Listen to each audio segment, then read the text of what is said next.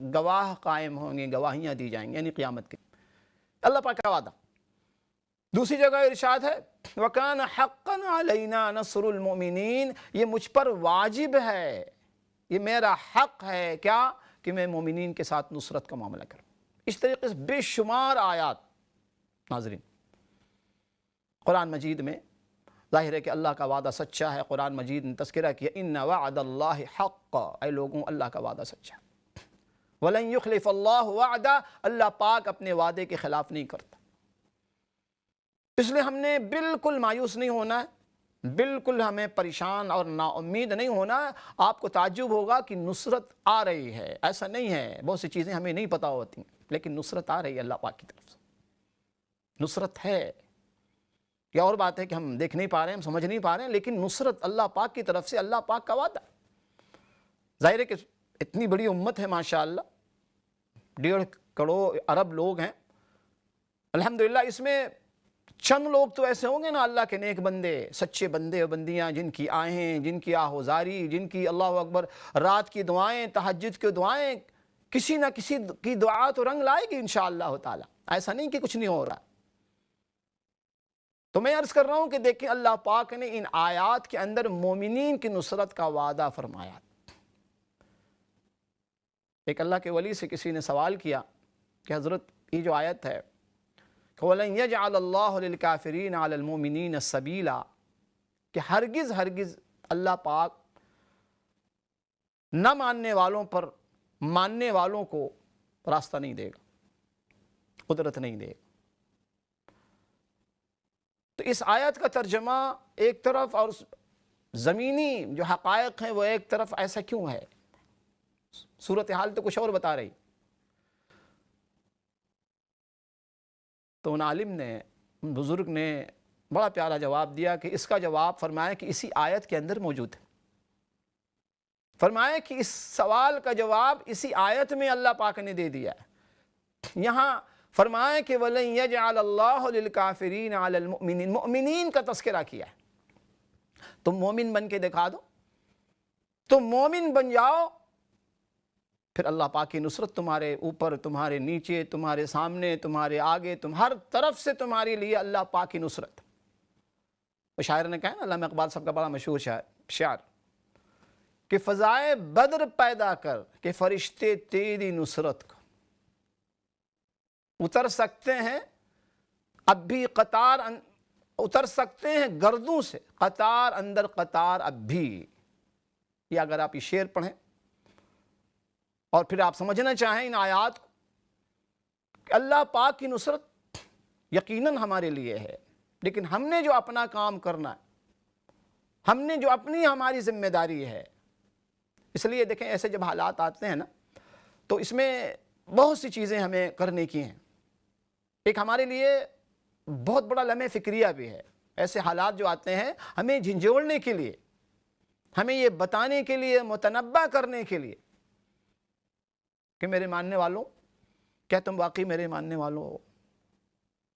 کیا تمہاری طرز زندگی، لائف سٹائل، کیا تمہارا عقیدہ، کیا تمہارے معاملات، کیا طرز عمل، کیا تمہارا کردار، یہ سوالیہ نشان ہے ہم سب کے لیے کہ کیا ہم واقعی اسلام کے پیروکار ہیں۔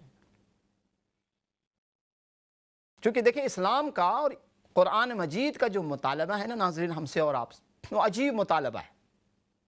اس پر اگر ہم غور کریں کیا مطالبہ کرتا ہے اللہ پاک ہم سے، قرآن کی کیا مطالبہ ہم سے، ہم ایسا کیا کریں کہ ہمیں مومن باور کیا جائے۔ آج تو بڑا مسئلہ ہے نا، ہماری تو ساری کوشش اس وقت ہوتی ہے کہ ہم مومن دکھیں، مومن کہلوائیں اپنے آپ کو لوگوں سے۔ اس پر کم ہم توجہ دیتے ہیں کہ واقعی ہم مومن بھی ہیں کہ نہیں۔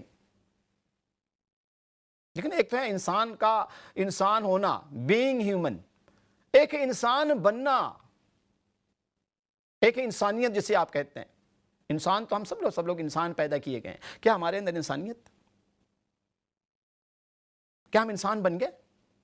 میں نے پہلے بھی عرض کیا تھا کہ انبیاء علیہ الصلوۃ والسلام جب تشریف لاتے ہیں نا تو ان کی پوری کوشش، سب سے پہلی کوشش ہوتی ہے اسی بات کو وہ فوکس کرتے ہیں کہ جو انسان امت کی شکل میں انہیں امت دی گئی ہے، انسان دیے گئے ہیں جو ان کی امت ہے، ان پر محنت کر کے ان کے اندر انسانیت پیدا کی جائے، ان کے نام پر، ان کی ذات پر، ان کی اور کسی چیز پر اتنا فوکس نہیں ہوتا۔ اب دیکھیں بہت شمار صحابہ کرام ان کے نام نہیں بدلے گئے، وہی نام تھے جو اسلام لانے سے قبل، نام نہیں بدلے گئے، الا کہ کسی کے شرکیہ نام کے اندر کوئی شرک ہو تو اس کو بدلا گیا، نام کے بدلنے پر اتنا زور نہیں دیا گیا، ان کے اندر کو بدل دیا گیا، ان کے اندر انسانیت، ان کے اندر اللہ اکبر ایمانیات اور ساری اندر سے چیز اللہ پاک کے رنگ میں رنگ گئے، وہ صبغت اللہ۔ ہمارے یہاں مسئلہ ہے کہ ہم اس بات پر سارا فوکس ہوتا ہے کہ لوگ مجھے دیکھیں نا تو میرے ظاہر سے نا بس لوگ مجھے علامہ کہہ دیں اور عالم کہہ دیں اور شیخ کہہ دیں، مشائخ کہہ دیں یا بزرگ کہہ دیں، ولی کہہ دیں، تو ہم اتنا خوش ہو جاتے ہیں، بس اتنا کافی ہے ہمارے لیے۔ ہم اندر سے مسلمان ہیں کہ نہیں، اس پر کبھی توجہ نہیں ہوتی ہماری۔ کیا ریئلی am I really مومن؟ am I really مسلم؟ حسن بصری رضی اللہ تعالیٰ عنہ بڑے اعلیٰ درجے کے تابعی گزرے، بہت بڑی ہستی، بہت بڑے بزرگ۔ ان کا ایک دوست تھا جو یہودی تھا، بالکل ان کا نیبر۔ ایک مرتبہ اس نے سوال کر دیا کہ حضرت آپ کیا واقعی مومن ہیں؟ جواب سنیے اللہ والوں کو۔ فرمایا کہ تمہاری مراد مومن سے کیا ہے؟ اگر حقیقی مومن کے بارے میں تم پوچھ رہے ہو تو میرا جواب نو ہے، نہ میں نہیں۔ اور اگر رسمی مسلمان، مومن سے مراد تمہاری رسمی مسلمان ہے، نام کی مسلمان، تو ہاں میں مسلمان۔ یہ کون جواب دے رہا؟ حسن بصری رضی اللہ تعالیٰ۔ عبد القادر جیلانی رحمۃ اللہ علیہ، اعلیٰ درجے کے بزرگ ولی۔ یہ اور بات ہے کہ ان کے حوالے سے من گھڑت قصے کہانیاں لوگ سنا کے ایک دوسرے کو، ایک بڑی تعداد جو ہے نا ان کو لوگوں نے اللہ اکبر مشرک بنا دیا اس حوالے سے۔ عبد القادر جیلانی رحمۃ اللہ علیہ بہت اعلیٰ درجے کے ولی، کہتے ہیں حضرت کبھی کھلکھلا کے ہنستے نہیں تھے، قہقہا لگا کے۔ ایک شاگرد نے پوچھا کہ حضرت آپ کو ہم نے کبھی اس طریقے سے ہنستے نہیں دیکھا جیسے ہم لوگ ہنستے ہیں۔ جواب سنیے، فرمایا کہ میں کس چیز پر ہنسوں، خوشیاں مناؤں؟ جب تک مجھے یہ نہ پتہ چل جائے کہ میں اپنے ایمان کو بچا کر لے جانے میں کامیاب ہو جاؤں، یہ مجھے پتہ چل جائے تو میں بھی ہنسوں اور خوب خوشیاں مناؤں، لیکن مجھے نہیں پتہ کہ آخر وقت میں میرا کیا ہونے والا ہے، کیا خاتمہ بالخیر ہوگا کہ نہیں۔